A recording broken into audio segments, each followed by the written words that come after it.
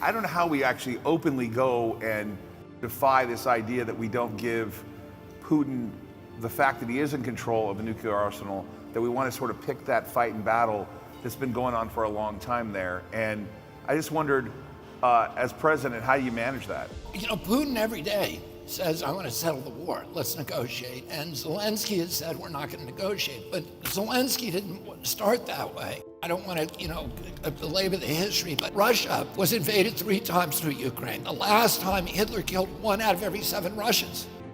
They don't want to have Ukraine join NATO. So when the wall came down in the Soviet Union, Europe, Gorbachev destroyed himself politically by doing something that was very, very courageous. He went to Bush and he said, I'm going to allow you to reunify Germany under a NATO army. I'm going to remove 450,000 Soviet troops, but I want your commitment. After that, you will not move NATO 1 inch to the east. And we solemnly swore we wouldn't do it. Well, then in 97, Brzezinski, who was the first of the neocons, said, we're going to move NATO 1,000 miles to the east and take 15 countries into it and surround the Soviet Union. So then we not only move it into 14 new nations, but we unilaterally walk away from our 2 nuclear weapons treaties with the Russians. And we put Aegis missile systems in Romania and Poland 12 minutes from Moscow. When Russians did that to Cuba in '62, we came this close to nuclear war until they removed them. So the Russians don't want nukes 400 miles from Moscow. We then overthrow the Ukraine government. In 2014, their elected government, and put in a Western sympathetic government. Russia then has to go into Crimea because they have a port. It's their only warm water port.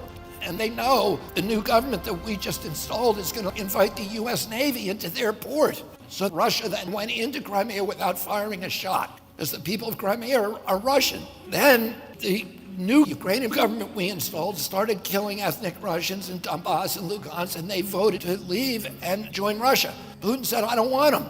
Let's give them protection and give them semi-autonomy and make an agreement to keep NATO out of Ukraine. That treaty was written by Germany, France, Russia, and England, the Minsk Accords. And the Ukrainian parliament, which is controlled by ultra-rightists, and that's a nice way of talking about them, refused to sign it. Zelensky runs in 2019. He's an actor. Why did he get elected with 70% of the vote? Because he promised to sign the Minsk Accords. He promised peace. He gets in there and he pivots.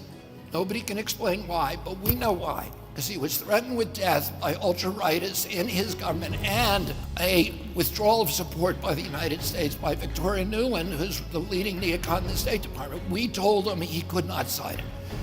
So then the Russians go in. They don't send a big army. They only send 40,000 people. It's a nation of 44 million people. They clearly do not intend to conquer Ukraine, but they want us back at the negotiating table.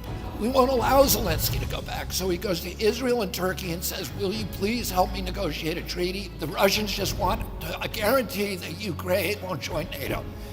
Zelensky signs the treaty. Putin's people sign the treaty. And Putin starts withdrawing the Russian troops in good faith. And what happens? Joe Biden sends Boris Johnson, the British Prime Minister, over to Ukraine in April and forces him to tear up the treaty. And since then, 450,000 kids have died who none of them should have died.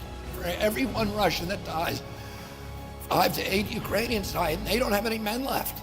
We're giving them all these weapons, but they don't have men left. It's a catastrophe, and we look kind of like the aggressor. That's the way the rest of the world sees us.